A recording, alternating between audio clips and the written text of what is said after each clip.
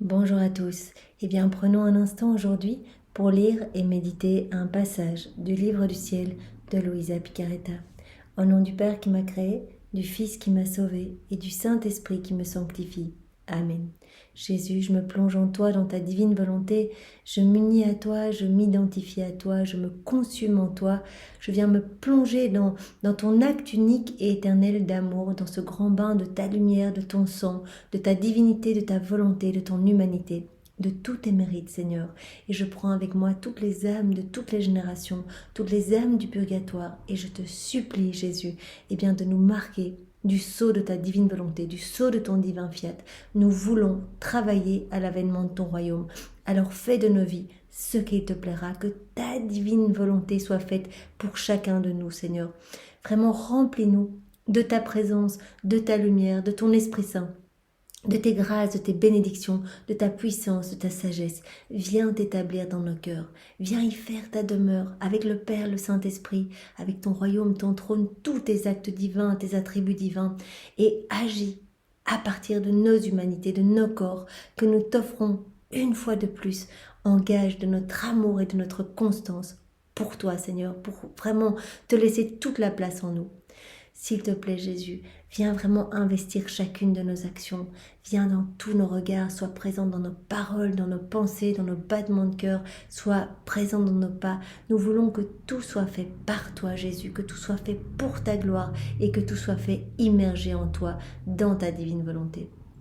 Merci Seigneur infiniment pour tout ce que tu nous donnes au quotidien, vraiment ton amour infini, sans borne, inconditionnel, ta miséricorde sans limite. Seigneur, nous voulons vraiment prendre ce temps pour te dire que nous t'aimons au nom de tous, pour te louer, te bénir, te glorifier au nom de tous les hommes qui ne t'aiment pas, au nom de tous les pécheurs obstinés, de tous ceux qui ont l'habitude de dire des blasphèmes, de faire des sacrilèges, les sectaires, les hérétiques, toutes ces personnes qui te blessent, Seigneur, qui te quittent dans la nuit de l'épreuve. Vraiment, nous sommes là pour réparer et te dire qu'au nom de tous, nous avons foi en ta miséricorde et que nous t'aimons avec ton immense amour à toi. Nous te recouvrons de l'amour du Père, de l'amour du Saint-Esprit. Nous te recouvrons de l'amour de ta maman, de tous ces actes d'amour depuis sa conception jusqu'à son Assomption.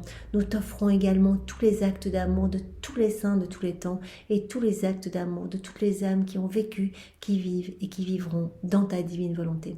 Et nous profitons de cet instant pour vraiment mettre nos je t'aime unis au tien partout dans toute la création, sur chaque brin d'herbe, partout dans chaque poussière, sur chaque étoile, dans le soleil, sur chaque feuille, sur chaque insecte, partout Seigneur, sur chaque goutte d'eau, vraiment chaque montagne, etc.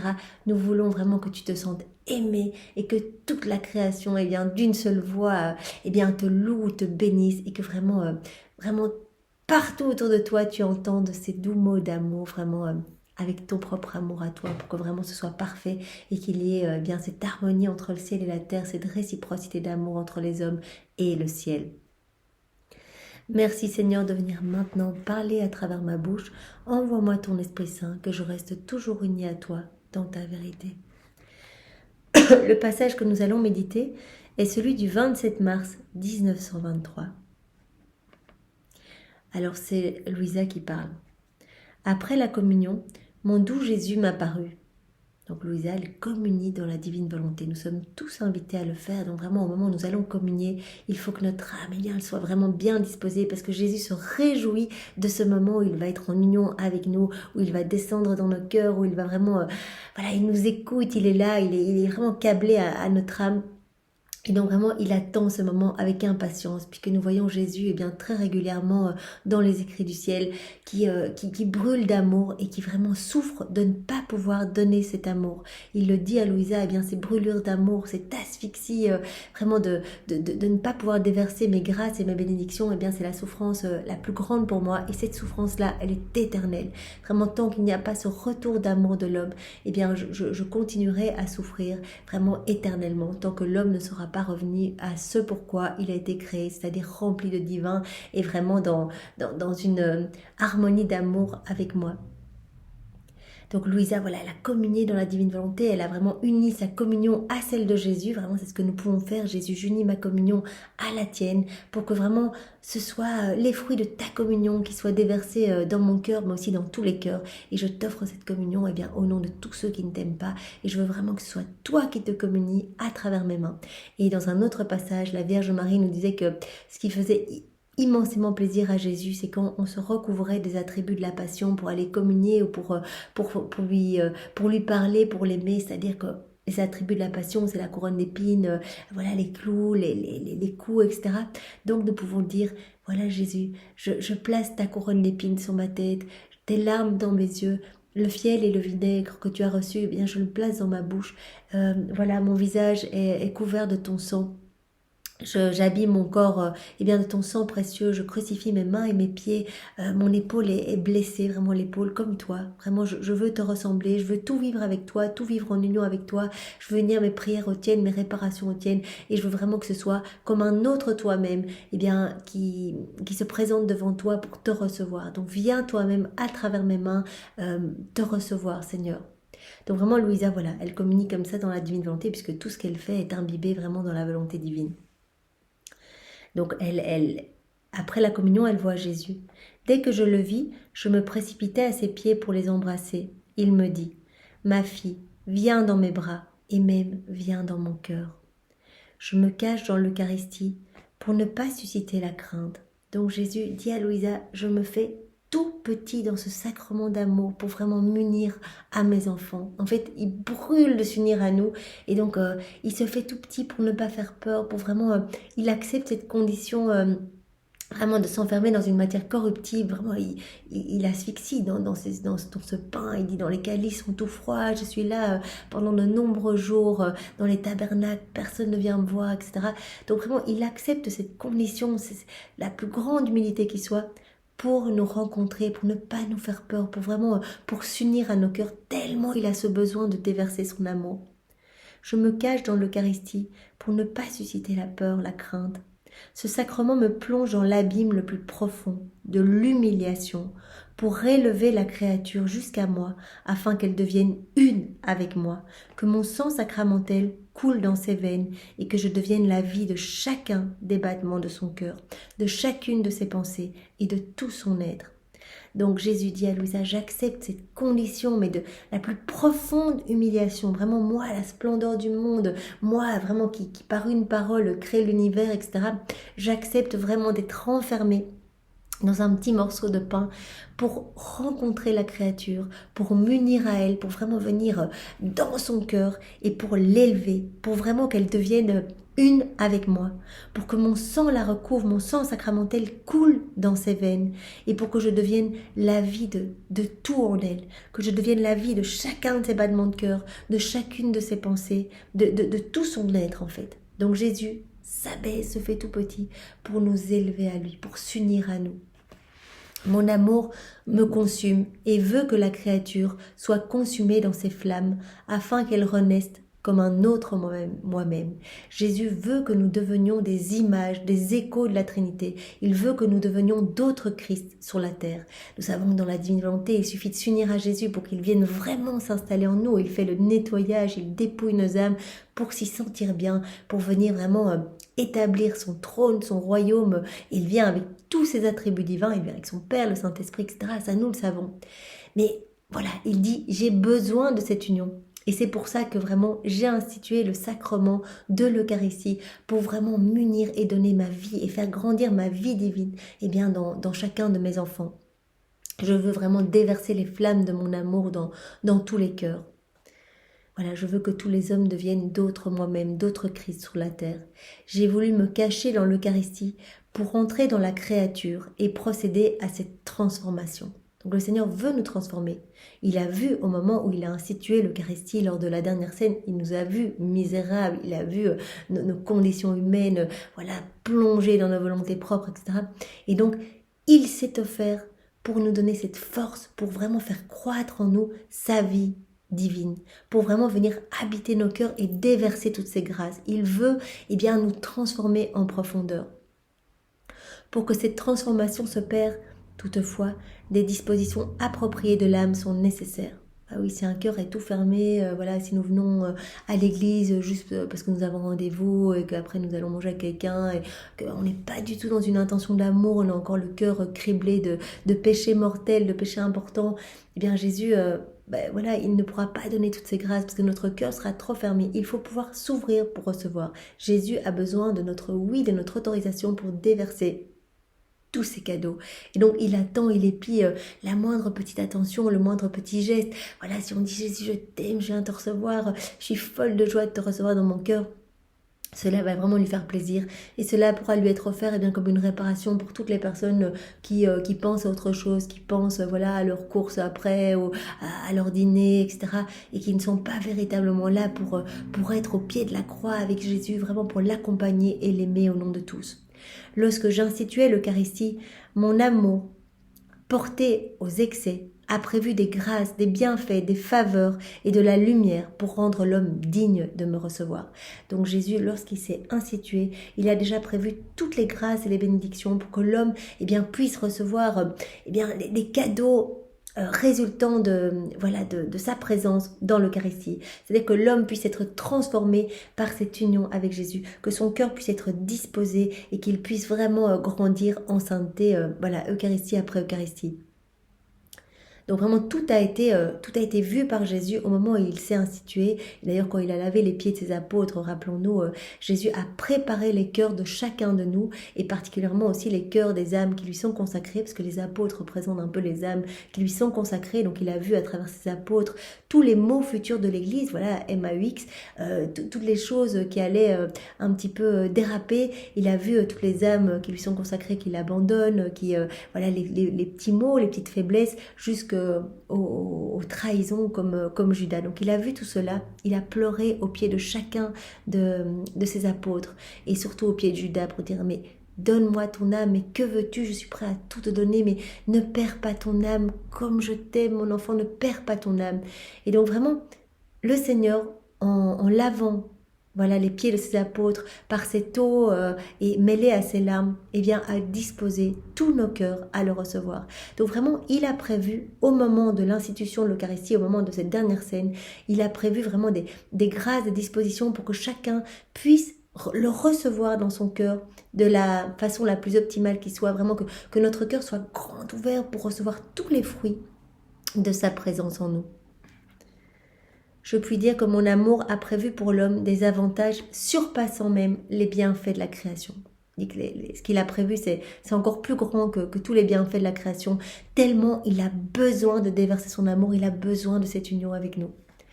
J'ai voulu accorder à l'homme les grâces nécessaires pour qu'il puisse dignement me recevoir et profiter abondamment des fruits de ce sacrement. Donc le Seigneur, il a tout prévu pour que vraiment... notre cœur, notre âme se transforme à chaque fois que nous le recevons. Mais pour autant qu'il y ait une petite ouverture de cœur, pour autant qu'on ne vienne pas juste pour des raisons complètement mondaines, ou pour offenser le Seigneur, ou pour... il y a beaucoup de personnes qui chuchotent pendant la messe, qui parlent d'autre chose, qui chiquent, etc. Et tout cela offense le Seigneur. Lui, il se donne, il est tout brûlant d'amour, il attend, comme on a pu lire dans l'heure de sa passion, de cette dernière scène, où il dit mais je souffre plus dans le sacrement de l'Eucharistie que durant ma passion, parce que j'entends tous ces blasphèmes en fait liés à nos conversations où on parle de choses futiles plutôt que vraiment rester unis. On a les cœurs mal disposés, parfois on a des comportements indécents, on se présente comme ça, on attrape l'hostie, parfois il y a des personnes qui font tomber les hosties. Donc vraiment le Seigneur revit sa passion dans le sacrement de l'Eucharistie face à tous nos comportements irrévérencieux, nos comportements vraiment pas du tout remplis d'amour. Pour qu'il puisse recevoir ces grâces. Donc le Seigneur a prévu des grâces, mais tellement grandes, pour vraiment nous transformer à chaque fois que nous allons le recevoir. Il dit des grâces encore plus grandes, et des cadeaux, et vraiment des avantages surpassant même les bienfaits de la création. Mais vraiment, il dit, pour recevoir tous ces cadeaux, pour toutes ces grâces, l'homme doit pouvoir se vider de lui-même, avoir la haine du péché et le désir de me recevoir.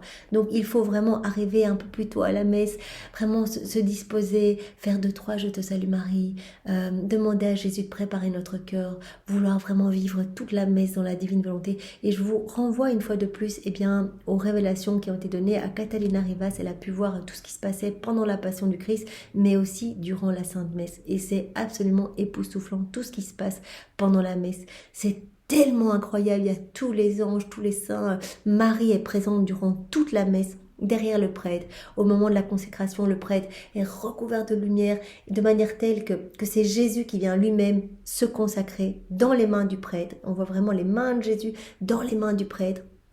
Au moment de la consécration du sang, Jésus est sur la croix et c'est vraiment son sang qui tombe dans le calice.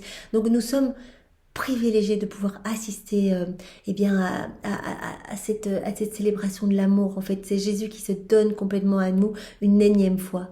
Et comment il souffre de voir les églises vides, de voir des personnes qui viennent par habitude, pour dire ok ça c'est fait, mais non, je pense à autre chose, etc. Il souffre vraiment. Et donc, il nous appelle à réparer. Quand nous allons à la messe, nous pouvons refaire toutes les messes qui ont eu lieu dans cette église, mais aussi dans toutes les églises de la terre, dans la divine volonté de Jésus. Donc, on prend toutes les messes, on les plonge dans la divine volonté de Jésus et on les refait pour les offrir, comme des moments vraiment d'union et d'amour de chacune des personnes qui a assisté à une messe ou qui assistera à une messe. On peut également refaire tous les moments d'adoration, les plonger dans la divine volonté de Jésus, dire voilà Jésus, on va refaire ces moments pour que tous les hommes t'adorent avec tes adorations à toi, tes louanges, tes bénédictions, pour que tu te sentes vraiment aimé dans chacun des tabernacles. On peut s'unir à Jésus dans l'Eucharistie. Louisa, elle le faisait, elle s'unissait à Jésus. Il faut y penser au moment où on va à la messe. Jésus, je m'unis à toi dans toutes les hosties consacrées pour réparer toutes les offenses que tu reçois continuellement. Je suis avec toi dans chacun des ciboires, chacun des tabernacles. Je veux te tenir compagnie, je veux te réchauffer vraiment de ton amour à toi. Je veux t'offrir tout ce que tu es pour vraiment t'apporter l'amour et la gloire que les hommes te doivent. Et vous voyez, on peut refaire tout cela continuellement. On peut dire Jésus, je reste avec toi dans le tabernacle et je te dis éternellement, je t'aime, je t'adore, je te loue, je te bénis et je te remercie au nom de tous. Entends cela continuellement. Je veux que tu multiplies ma prière pour que tout le temps tu te sentes consolé et face aux offenses, aux méchancetés. Parfois, il y a des personnes qui prennent des hosties pour faire des rites sataniques. Donc Jésus souffre atrocement dans l'Eucharistie. Il le dit parfois, avant il y avait des processions avec le Saint-Sacrement et il disait dans les écrits du ciel ou dans les 24 heures de la Passion, je dois faire face à des regards méchants, incrédules, des regards qui se moquent, etc. Et donc vraiment Jésus ressent toutes nos froideurs et nos indifférences vraiment dans l'Eucharistie. Mes cadeaux ne descendent pas dans la pourriture et la boue. Donc tout ce qu'il a prévu, tous ces cadeaux pour nous transformer, il faut que nos cœurs soient un petit peu prêts pour le recevoir. Vraiment, et Jésus fait tout pour nous donner ces cadeaux. Il veut vraiment cette union avec nous. Mais voilà, si on n'en veut pas, si on pense à autre chose, on ne recevra pas tous les fruits de ce sacrement magnifique. Si l'âme n'a pas les bonnes dispositions pour me recevoir, je ne trouve pas en elle l'espace vide où déverser ma vie. Il y a toujours cette question de vider notre cœur pour laisser toute la place à Jésus. Dans la divine volonté, c'est cette union tout le temps, continuelle. Vraiment, nous devenons des hosties pour Jésus. Il le dit, chaque acte fait dans la divine volonté, je prononce la parole de ma consécration. Vous devenez une véritable hostie. Chaque acte fait en union avec moi est une hostie. C'est vous qui me nourrissez. Je m'unis à vous de manière telle que vous devenez d'autres Jésus. Donc vraiment, la vie dans la divine volonté, c'est magnifique, c'est cette union continuelle. Mais comme pour quand on va recevoir Jésus dans le sacrement de l'Eucharistie, il faut que notre cœur soit dépouillé des choses du monde. On ne peut pas le recevoir dans un cœur qui est plein de préoccupations, qui est encore rempli de péché, de misère. Donc avant la messe, il faut vraiment se disposer, demander à Jésus de préparer notre cœur. Louisa, elle demandait, et moi je m'unis toujours aux prières de Louisa, elle demandait à la Vierge Marie de préparer son cœur. Et moi je rajoute, Marie, place dans mon cœur ta pureté, ta foi, ton espérance, ta charité. Viens placer tous tes actes d'amour, vraiment tout ce que tu as fait en union avec Jésus dans la divine volonté, c'est-à-dire toute sa vie. Voilà, pour que mon cœur devienne un petit lieu d'amour, un petit tabernacle d'amour pour accueillir Jésus, pour qu'il puisse s'y sentir bien et y rester. Donc vraiment, il faut ce dépouillement, il faut cette préparation, il faut que le cœur soit préparé pour que Jésus puisse vraiment trouver de la place et s'y sentir bien. Et quand on fait des actes dans la divine volonté, c'est Jésus qui va opérer ce travail de purification. Il va vider lui-même notre âme, il va défricher notre cœur de tout ce qui résulte de nos volontés propres et qui crée en fait de la noirceur dans notre cœur, qui empêche Jésus d'agir. La divine volonté, elle est en chacun de nous, mais elle est asphyxiée dans les cœurs qui ne veulent pas agir en union avec Jésus. Toutes les fois où on fait les choses dans nos volontés propres, eh bien la divine volonté est comme étouffée. Jésus est écrasé, mais vraiment sous les ténèbres et la noirceur et la puanteur de nos actes faits vraiment tout seul, par orgueil, par ego, dans nos volontés propres. Donc vraiment, il faut retirer les choses du monde, il faut retirer toutes ces choses sombres pour donner l'autorisation à Jésus, eh bien, pour qu'il puisse agir et déverser sa lumière à travers nos humanités. À ce moment-là, là, il a toute la place, il se sent libre et donc sa divine volonté va être opérante, agissante et la vie divine va pouvoir croître en nous. Mais il faut ce dépouillement. Quand on va à la messe, on demande que notre cœur soit disposé. On vit toute la messe dans la divine volonté. Quand on fait des actes dans la divine volonté, c'est Jésus qui opère ce travail directement. Par le fait de dire oui, je veux vivre dans ta divine volonté, eh bien Jésus a déjà l'autorisation pour voilà, gommer nos imperfections, voilà, tout ce qui résulte eh bien de notre ego, tout ce qui est mauvais, il va tout nettoyer. Et vraiment, c'est magnifique. Notre vie va s'en voir toute transformée. On va se rendre compte que finalement, des choses auxquelles on accordait beaucoup d'importance, des choses ici-bas, des choses qu'on avait l'habitude de faire, eh bien, tout cela va perdre en importance. Et Jésus va vraiment devenir notre unique, notre bien, notre tout, notre pilier. Et il le dit dans les écrits du ciel. Et vraiment, le signe qu'une âme vit immergée dans ma divine volonté, c'est que elle n'accorde plus aucune importance aux choses du monde. Il n'y a que moi qui compte. Ses conversations sont remplies de moi. Elle est remplie de moi à rabord au point tel que voilà, que ça sort dans ses paroles. Elle ne parle que de moi. Elle s'ennuie dans les choses du monde. Et donc vraiment, elle aspire à être juste avec moi. Donc ça, je crois que c'est voilà, quand on a atteint un niveau important dans la divine volonté, comme Louisa, voilà, elle s'ennuyait avec toute autre personne, elle n'était bien qu'avec Jésus, elle ne voulait être qu'en discussion avec Jésus, elle ne voulait voir que Jésus, elle souffrait quand Jésus n'était pas là. Donc Jésus constituait vraiment toute sa vie, donc la remplissait entièrement. Voilà. Donc si l'âme n'a pas les bonnes dispositions pour me recevoir dans le sacrement de l'Eucharistie, je ne trouve pas en elle l'espace vide où déverser ma vie. Jésus veut déverser sa vie en chacun de nous. Tout se passe comme si j'étais mort pour elle et elle pour moi. Et en plus Jésus dit qu'il souffre atrocement justement dans cette heure de sa passion, où il dit en fait... moi je m'amuse à ciseler des flèches et à les envoyer dans le cœur des âmes en fait qui vont venir me recevoir dans ce sacrement de l'Eucharistie. Et donc, en fait, voilà, ces flèches doivent vraiment les toucher, les brûler de mon amour, les disposer, leur donner eh bien, tout ce que je suis. Mais très souvent, eh bien, les âmes n'en veulent pas et donc retirent ces flèches, s'en vont, s'énervent et vraiment et retournent un peu dans leurs pensées, dans leur quotidien, etc. Et Louisa, elle dit, mais Jésus, tu peux envoyer dans mon cœur les flèches que tous les hommes n'ont pas voulu et t'ont rejeté. Tu peux toutes les mettre dans mon cœur et plus celle qui m'est réservée. Et moi, je veux toutes les prendre. Je veux vraiment brûler d'amour pour toi. Je veux être celle qui t'aime le plus. Je veux prendre tout ton amour bafoué, rejeté, abandonné. Je prends tout. J'y ajoute mais je t'aime et je te réoffre tout au nom de tous. Comme ça Jésus, et elle utilise ce terme, tu ne seras pas perdant dans ce jeu amoureux. Parce que Jésus, il veut vraiment être dans cette réciprocité d'amour et donc il donne et en fait il se fait renvoyer son amour. Voilà, la plupart des gens n'en veulent pas. Et y compris dans les églises où vraiment on a l'impression que voilà, ce sont toutes des personnes qui aiment Jésus, qui donnent leur temps pour Jésus à venir à la messe. Eh bien Jésus dit, je revis ma passion continuellement dans mon sacrement, voilà, dans l'Eucharistie, je revis ma passion, mes oreilles sont plus molestées que durant ma passion, j'entends voilà, toutes ces mauvaises prières, ces prières mal faites, ces choses où vraiment où les hommes me considèrent presque comme un jackpot, personne ne me dit merci, personne ne s'intéresse à moi, personne ne veut me consoler, personne ne veut être près de moi, partager mes peines et mes joies, etc. Ce sont plus voilà, des choses un petit peu automatiques, on va à la messe, on pense à rien, puis après on fait une petite prière, voilà, pour que ça aille mieux au travail, ou pour que voilà, mais première chose à faire, merci Seigneur, merci je suis en vie, merci pour ton souffle divin dans toutes choses en fait. tout me rappelle ton amour, Seigneur, et je veux vraiment te remercier, je veux t'aimer avec ton amour à toi pour que vraiment tu puisses être heureux. Je veux devenir une petite source de réjouissance pour toi ici-bas. Voilà, donc tout se passe très régulièrement comme si j'étais mort pour les âmes, et elles pour moi. Je brûle, mais elles ne sentent pas mes flammes. Brûle d'amour dans nos cœurs, qu'on vient de le recevoir dans le sacrement de l'Eucharistie. Il brûle, il veut vraiment s'unir, il veut vraiment tout nous donner, vraiment, puisque c'était à ça que nous étions appelés. Donc c'est vraiment, à chaque fois qu'il vient dans nos cœurs, il est fou de joie. Je suis lumière, je suis chaleur, mais l'âme reste aveugle et ne veut pas de moi. Donc nous, on est là, on reçoit Jésus et on est en train de penser à notre dîner du soir, à des choses complètement futiles. Hélas, que de douleurs je trouve dans ma vie sacramentelle.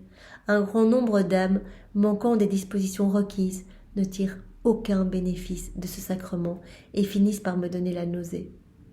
Voilà, si on n'est pas disposé, on va communier, mais on ne recevra pas les fruits, tout ce que Jésus veut nous donner par cette union. Il veut tellement nous donner, mais on ne recevra pas si on n'est pas vraiment dans l'amour, à l'accueillir, voilà.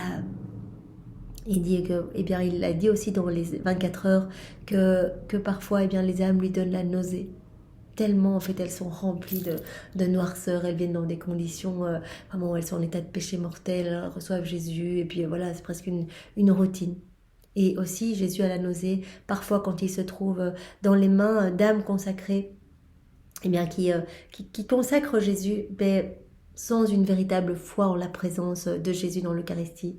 Et donc Jésus dit, mais dans ces moments-là, en fait, ces âmes renouvellent le déicide. Je suis dans leurs mains, mais comme un agneau prêt à être à nouveau immolé. Et je souffre tellement. Unis-toi à moi, viens dans ces moments-là. Recouvre-moi de la pureté des anges, de la pureté de ma maman. Viens t'unir à moi. Fais-moi sentir les parfums du ciel. Parce que dans la divine volonté, on peut tout prendre et tout offrir à Jésus. On prend tout ce qui est divin et on l'offre à Jésus pour vraiment le consoler et offrir Dieu à Dieu, offrir des choses magnifiques, divines, éternelles à Dieu. Que de douleurs je trouve dans ma vie sacramentelle. Un grand nombre d'âmes manquant les dispositions requises ne tirent aucun bienfait, aucun bénéfice de ce sacrement et finissent par me donner la nausée. Si elles persistent à me recevoir de cette façon, il en résulte pour moi une continuation du calvaire. Du calvaire. On peut voir la passion de Jésus. Imaginons le film de Mel Gibson. Vraiment, c'est vraiment horrible. Jésus en sang, on voit tous ses os, etc. On lui crache dessus, on le roue de coups de pied, on le flagelle, etc. Et Jésus dit que les âmes qui vont le recevoir et qui sont tout à fait dans la chose du monde, ne sont pas vraiment en amour avec lui. En fait, c'est comme une continuation de sa passion. Il dit, je revis ma passion. Et pour elles, pour ces âmes qui me reçoivent comme ça, c'est la damnation éternelle. Jésus est un peu fort dans les mots, mais il dit, en fait, ça me blesse tellement, et elle perd tellement tous les fruits de ce sacrement, que, en fait, c'est des péchés qu'elle se rajoute en plus, en fait, de ne pas se rendre compte de ce cadeau, qui est ma présence dans l'Eucharistie, ce cadeau je m'offre à vous, je me donne à vous, je veux vous brûler de mon amour, et à force de rejeter ce cadeau, vous rendez votre âme encore plus noire. Si ce n'est pas l'amour qui les incite à me recevoir, pour moi c'est une insulte de plus qui m'assaille, et c'est un péché de plus sur leur conscience. Donc il faut vraiment être assez vigilant quand on va à la messe, vraiment de donner tout notre cœur et toute notre attention pour Jésus. Y aller, arriver en retard, une demi-heure en retard à la messe, papoter, bouger, voilà. Alors, c'est quelque chose qui va plus offenser Jésus que le réjouir. Prie et fais réparation pour les nombreux abus et sacrilèges commis dans ce sacrement. Oui, Jésus, nous nous unissons à toi pour réparer. Nous voulons t'aimer dans chacune des hosties. Nous voulons vraiment être avec toi et te nourrir de toi-même, Seigneur, vraiment de tous les actes que nous allons faire en union avec toi. Toi, tu vas venir nous nourrir par le sacrement de l'Eucharistie et nous allons te nourrir par tous ces actes que nous allons faire en union avec toi. Et par là même, tu vas nous nourrir encore et nous donner toutes tes grâces, toutes tes bénédictions, tous tes attributs divins, etc. Mais Seigneur, nous entendons vraiment te consoler, nous te prenons dans les bras et vraiment nous t'aimons avec ton amour, vraiment au nom de tous, pour que tu sentes cette peine, être un petit peu soulagé. Nous voulons vraiment mettre un petit baume consolateur sur toutes les offenses que les hommes te font. Vraiment, que c'est ton cœur qui est broyé de douleur par tous nos mauvais comportements. Et Louisa, ce qu'elle faisait souvent, on peut lire dans les 24 heures de la Passion, elle disait à Jésus, je décompose mon corps en petits morceaux. Vraiment, j'imagine, je décompose mon corps en petits morceaux et je place un petit morceau de mon corps sur chacune de tes plaies, puisque Jésus n'est qu'une plaie, puisque tout ce qui est déconnecté de la divine volonté, tout ce qui est en rupture avec la divine volonté, toutes nos paroles, nos regards, nos pensées qui ne pensent pas à Dieu, tout cela cause une blessure, une mort à Jésus. On le défigure par nos actes, par nos actions, par nos pensées ciblées sur les choses du monde. Et donc Louisa, très souvent, elle prend des petits morceaux d'elle, elle s'offre en fait complètement, elle dit je m'offre tout à toi Seigneur, je veux être un instrument entre tes mains et je décompose mon corps et je mets des petites parcelles de mon corps qui vont te dire continuellement sur cette blessure de manque d'amour, je t'aime, avec tes je t'aime à toi, sur vraiment toutes ces humiliations que tu ressens par nos mauvais comportements, Jésus, je te loue, je te bénis, des petites parcelles de mon corps qui vont venir penser ces blessures-là, sur les blessures d'ingratitude, voilà les hommes qui ne te disent pas merci, qui ne se rendent pas compte que tout est grâce et que tout vient de tes mains divines, j'entends mettre des petites parcelles de mon corps sur ces plaies-là, Seigneur, pour te dire merci Jésus, avec tes propres remerciements, au nom de tous. Et j'entends vraiment, et puis Louisa, elle dit, voilà, une fois que je me suis complètement donnée, je te donne aussi mon sang, pour vraiment que mon sang soit uni au tien et que vraiment ton sang brûle dans mes veines et que ton amour brûle dans mon cœur. Vous pouvez lire, c'est très beau, c'est une méditation que Louise a fait après, il me semble, la 18 ou la 19e heure de la Passion de Jésus. J'ai fait ça hier et je pense que c'est au moment où Jésus se fait crucifier. Je crois que c'est la 19e heure de la Passion de Jésus. Et donc, il se fait crucifier sur la croix. Et Jésus voit vraiment... Louisa est au pied de Jésus et elle le voit en lambeaux, en souffrance pour chacun de nous, pour désirer vraiment notre salut et glorifier son Père. Et donc là, elle s'offre complètement à Jésus. Elle dit, je t'offre ma vie, mon corps, ma volonté, mon sang, je t'offre tout pour vraiment être ta sentinelle d'honneur, pour vraiment empêcher les hommes de t'offenser. Je veux être comme un bouclier entre les hommes et toi. Et je voudrais que plus aucune offense ne t'arrive, Seigneur. Je veux prendre toutes les offenses des hommes. Je veux les plonger dans ta divine volonté. Je veux vraiment les refaire, vraiment les transformer ces offenses en louange, en adoration, en amour, en bénédiction pour toi. Et je veux, et alors elle va même plus loin, elle dit, je promets tous les actes que les saints ont fait, tous les actes qu'ils n'ont pas fait dans la divine volonté, et je les refais dans ta divine volonté, Seigneur, pour vraiment un surcroît de gloire pour tous ces saints, tous ces bienheureux, mais pour également un surcroît de gloire pour toi, ton Père et l'Esprit Saint. Et je reprends tous les actes, toutes les vies des âmes qui se trouvent maintenant au purgatoire, et également je les refais. Donc elle refaisait la vie de tous les hommes de toutes les générations pour n'offrir qu'adoration, louange et bénédiction au pied du trône de l'Éternel, et pour que vraiment Jésus se sente consolé et aimé, puisque vraiment une prière faite dans la divine volonté, puisque la divine volonté, c'est comme une machine à remonter le temps, donc cette prière va aller toucher dans le passé, dans le présent, dans le futur, puisque les souffrances de Jésus sont éternelles. On amène un soulagement à Jésus. Aujourd'hui, en faisant une petite action, on peut remonter, dans le temps, on peut être près de Jésus au pied de la croix, on peut le soulager, on peut lui offrir de l'amour au nom de tous face à tellement d'indifférence. Quand il était sur la croix, les soldats qui tiraient aux cartes ses vêtements, vraiment, la vie continuait. Alors que Jésus souffrait, refaisait nous prenait avec lui, il prenait tous nos péchés. Il prenait tout pour pouvoir nous amener à la vie divine, pour pouvoir vraiment nous ressusciter dans sa gloire, vraiment nous donner sa vie à lui. Donc c'est vraiment, c'est magnifique Seigneur, et donc nous voulons vraiment te remercier avec bien sûr tes remerciements à toi. Au nom du Père et du Fils et du Saint-Esprit. Amen. Soyez tous bénis et passez une belle journée dans la divine volonté de Jésus. Et si vous avez l'occasion aujourd'hui d'aller à la messe pour la fête de la lumière, c'est magnifique. Vivez votre messe intensément avec Jésus. Si vous avez l'occasion, regardez vraiment, c'est tellement beau. Sur YouTube, vous pouvez regarder les révélations de Catalina Rivas sur la Sainte Messe. Moi, ça a changé radicalement ma manière de vivre la messe.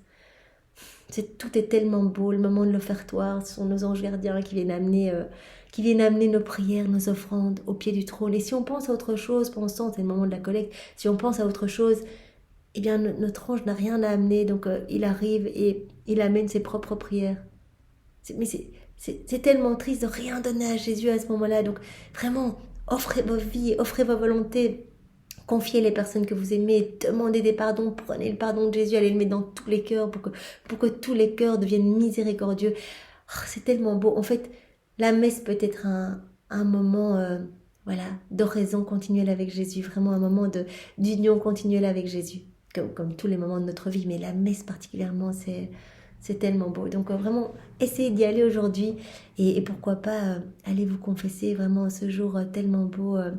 Voilà, en ce jour de fête de la lumière, eh bien, nous pouvons aller tous nous confesser et voilà, offrir nos volontés pour que le Seigneur prenne nos volontés et vraiment s'en serve comme tabouret, comme Louisa en parlait dans les écrits du ciel, comme marchepied pour sa divine volonté, que sa divine volonté soit pleine en nous et qu'elle puisse vraiment prendre toute la place, qu'il puisse se trouver heureux d'être dans nos cœurs et qu'il puisse se trouver consolé vraiment en nous.